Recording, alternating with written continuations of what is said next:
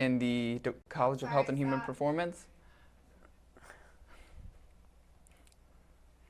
Good afternoon, everyone. My name is Brady Holmer. I'm a graduate research assistant in the College of Health and Human Performance at the University of Florida.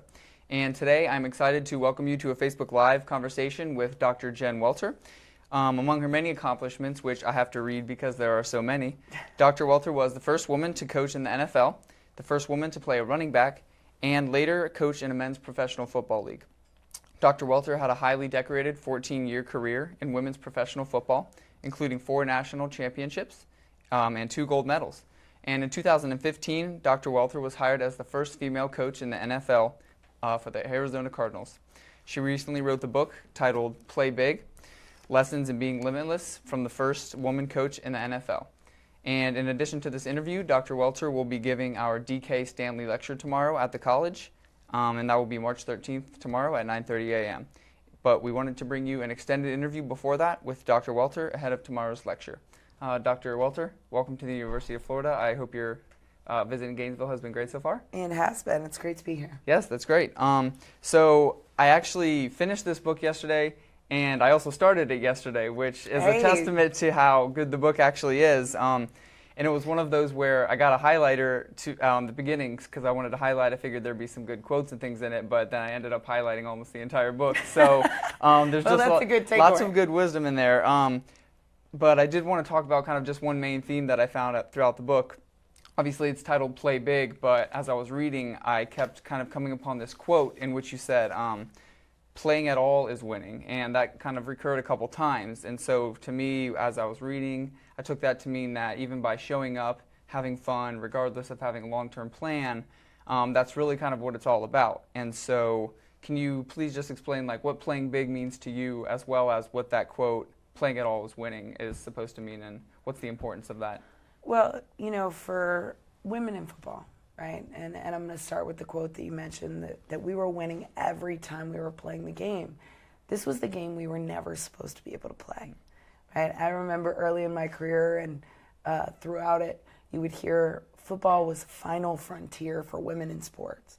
So I always took that as inspiration to mean that it wasn't as much about the wins and losses, though thankfully we were good and we won a lot, right. But that we were winning every time that we were playing the game.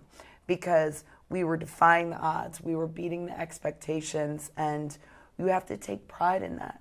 Because there are a lot of places in this world that you're told that you shouldn't go or that you can't go, and every time that you do, you really are winning.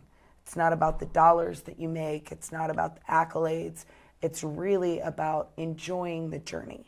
And for me, I think that's why it kept me in the game so long. Now, playing big is a little bit different. At 5'2", 130 pounds, I promise you I was never the girl that they said, oh my gosh, you will be so good in football one day. Like, you will be one of the best in the world one day. So it means a number of things, right? At 5'2", if you're not big, you kind of have to play big, right? You, whether it's the impact you have on the field or thinking about the ripple effects from everything that you do, it's how do you have a big impact even if you're in a pint-sized package, right? And then it also taps into the mentality of doing that, right? I used to say on the football field, even at 5'2", I could play 6'10", because that was the place in this world that I just felt like I could be great. And whether it's the football field or somewhere else in life, we all need that place. And the last one is one that we say oftentimes in football, and you hear it printed and you say it, is football, family, and faith, right? You always hear that over and over with coaches and teams, and really what that means is playing for something bigger than yourself, right? In football, it doesn't work if you think that you're the one who should score all the touchdowns, right?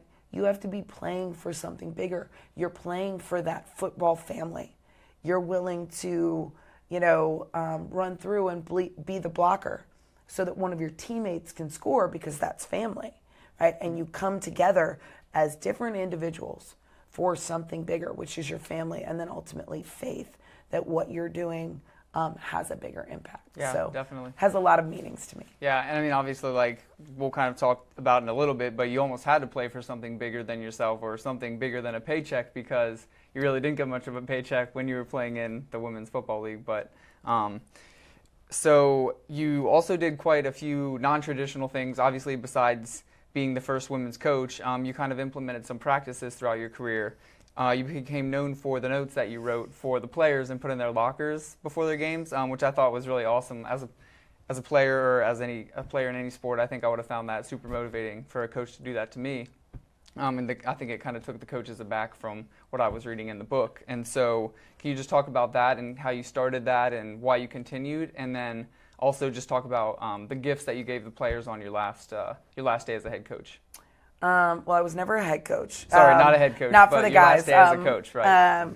You know, the gifts that I gave them, I think you'd have to read the book for. I think that that's something that I would leave because it's not something I ever talked about. Right. So that was really personal and an extension. But the reason why I wrote the notes is having come from a player's perspective, I knew that any coach who I really felt cared about me beyond what I could do on the football field and that I knew was there for me regardless, not just as a player, but also as a person, was somebody I would run through a wall for.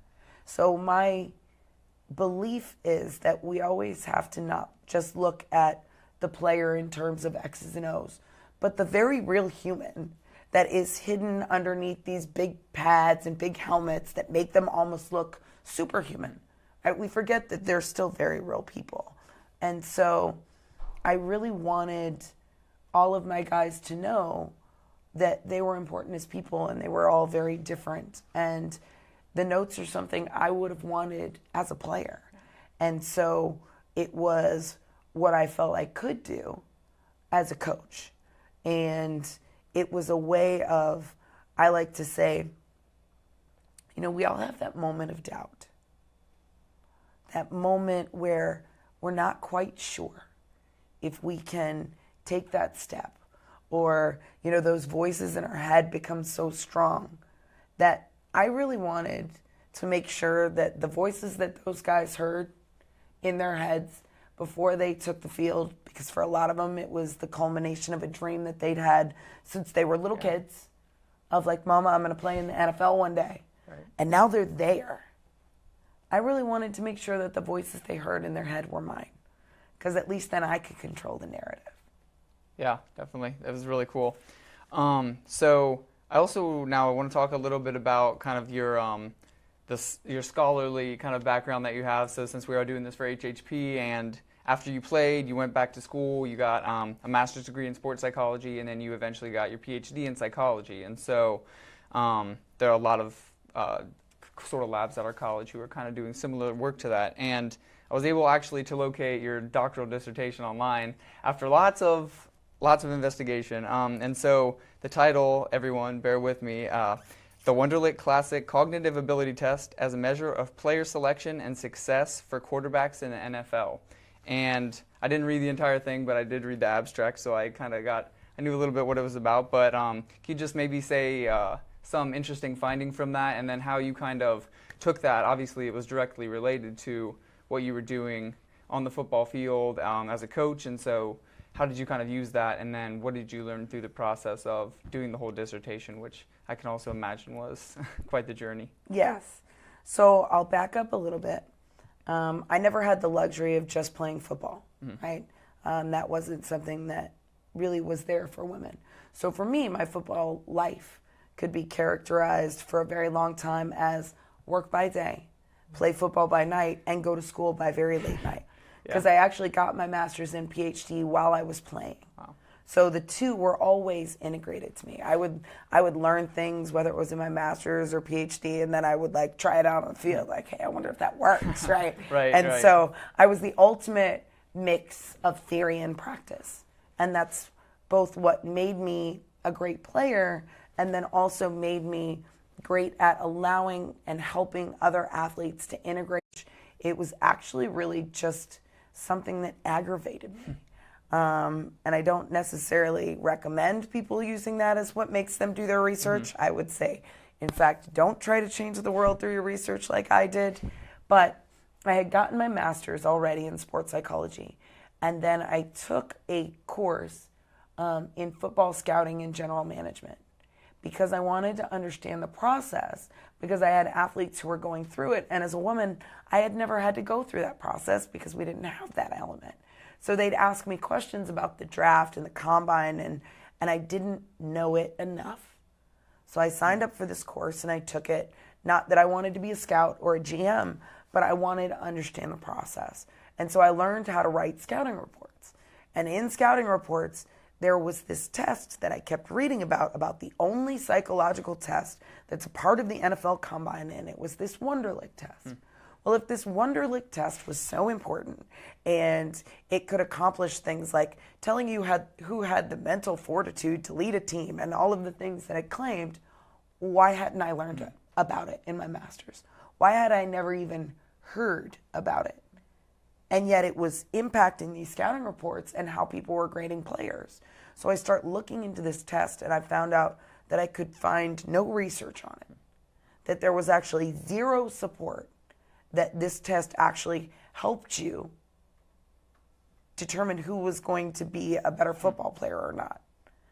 So I was like, what is this? And it starts ticking me off. And so I ended up figuring out really quickly that with a master's in sports psychology, there was not a whole lot I could do, that I was going to have to get my PhD.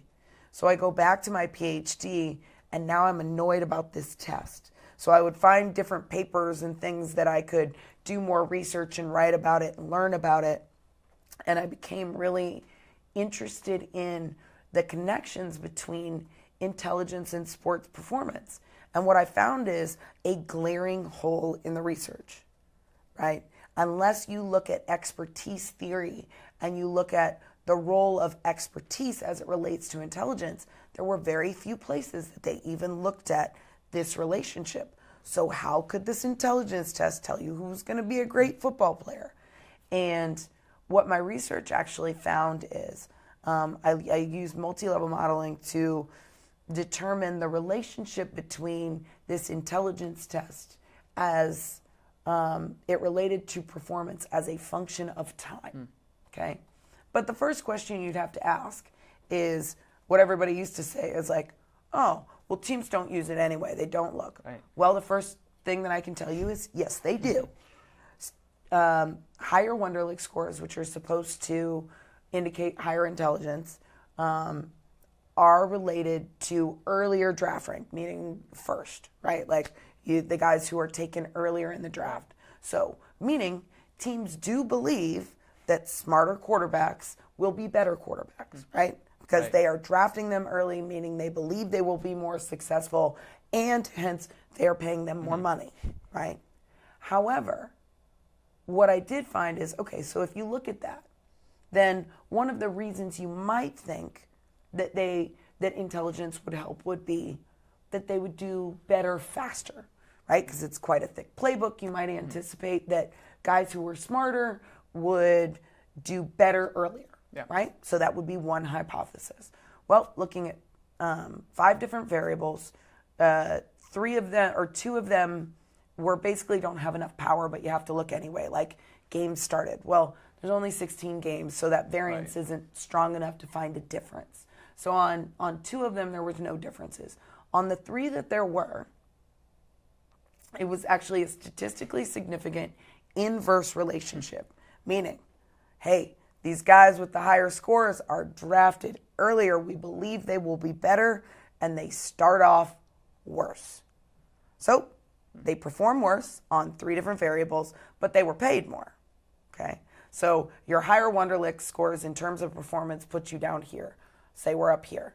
Now, as a function of time, these guys did increase slightly faster, but in year 4.2, which was the median of the data that was collected, there was no difference. Meaning, it doesn't tell you a whole lot, and if you use that to help you draft guys earlier, you are paying them too much money. So I lovingly say that it is a test that should be tossed in the wastebasket. Now, what I have to be careful about with that, and I make sure to say it, is that that doesn't mean you don't have to be really smart to play football. You have to be really, really smart. However, what I would argue is that this test just does not tap into the right type of intelligence. Right. It's not measuring what it needs to probably measure. No, it's essentially a short form of the SATs. Yeah. So it would be like me taking, an athlete's SAT scores and not using them to predict his academic success, but using them to predict his athletic success as well. Right. Yeah. I did see when I was reading a little bit about the test that people would anticipate seeing the guys' Wonderlic scores like every year, and there's some controversy. Jameis Winston scored the score, and they were all going crazy about it, but I try not to get into it. There's a whole lot of controversy around it. Very interesting though, and I mean it's kind of another area in which you were like shaking up a little bit, kind of the barriers that this once held belief in the NFL, and then you're coming in and kind of being like, wait, why do we do this? And well, I wasn't in the NFL yet, Right. So you were telling them what they were doing wrong before you got there. Oh, great. Maybe they love me for that, I'm sure. No. So a lot of our audience probably watching right now or who will watch are going to be students, maybe starting out on a career, and I'm just curious what advice you might give them if they might happen to be a minority in their field, kind of like you were going into the male-dominated sport of football, if they're kind of going into the profession, whether it's a woman who's going into the science, technology, engineering, math field in which they're underrepresented, or a male going into another profession that might be underrepresented for males. What kind of advice would you give them in terms of, not backing down from that perceived glass ceiling that might be there, or just like not being afraid to kind of chase their career goal? The trick number one is be good, right? Don't be angry. Don't look for excuses as to why something is closed to you. Find solutions, right? Being great and pursuing your dreams shouldn't be about what somebody else says is possible, okay? Because when I started playing NFL, the biggest goal that any of us had was to win a Super Bowl. That was the biggest thing that we could hope for. And I wasn't playing or coaching or doing all these things with the NFL as being my end goal. It was about being really great and figuring out for me where I could take something that I loved and that I was really good at, which was football, and finding a way to develop a unique value proposition where I could add value, okay? So if there was no direct line, why not take my experience as a football player and marry it with the theoretical knowledge of this PhD and this master's, so that I become a mix of theory and practice. It was not end goal in mind of coach. It was being great and pursuing my passions and becoming, something that I thought was unique and special, right? And I think that that's where a lot of the times we get lost, is we maybe look at somebody who doesn't look like us and think we should be able to do it the same way they should. Well, they already have their job. What you have to do is find what makes you different and actually realize that what makes you different is actually what makes you special. I knew going into the NFL, and I say this all the time and people laugh, but going into even that coaching situation or whether it was playing on the men's team, I was never going to outman a man at being a man. Right. And that wasn't my goal. And that's not what they needed, right? And even being on the coaching staff, it was not about being better. That's not what it's about. A staff has diverse people for a reason. It's about, can you bring a unique perspective and voice to add to the richness of a conversation? Can you look at things in a slightly different way that, like a diamond, will add brilliance, right? A diamond on the street is not that pretty, right? It just looks like a rock, okay? When do they become brilliant? When you illuminate each facet, right? Not one being more valued than the next, but how they all work together to capture the light and make it a whole lot more brilliant than it looked like before. And so I think a lot of the times we get so fixated on one way of doing things or one way of looking at things, and we think this is what success looks like. And in the process, we realize that success should look differently for everybody. And instead of trying to look at why or how doors might be closed, look at ways that you can open them for you and hopefully everybody else who comes after you.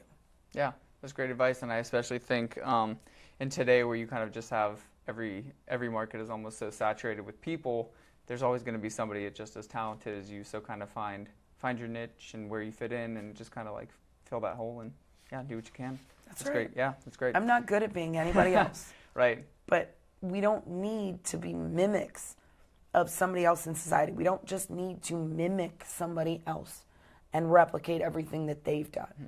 What we want to do is find complements to work and extend what's being done and hopefully find different ways at looking at problems and realizing that all of those voices and opinions have value. And hopefully there's a whole lot of synergy in that, right? Because the goal is that everybody gets better, right? Right.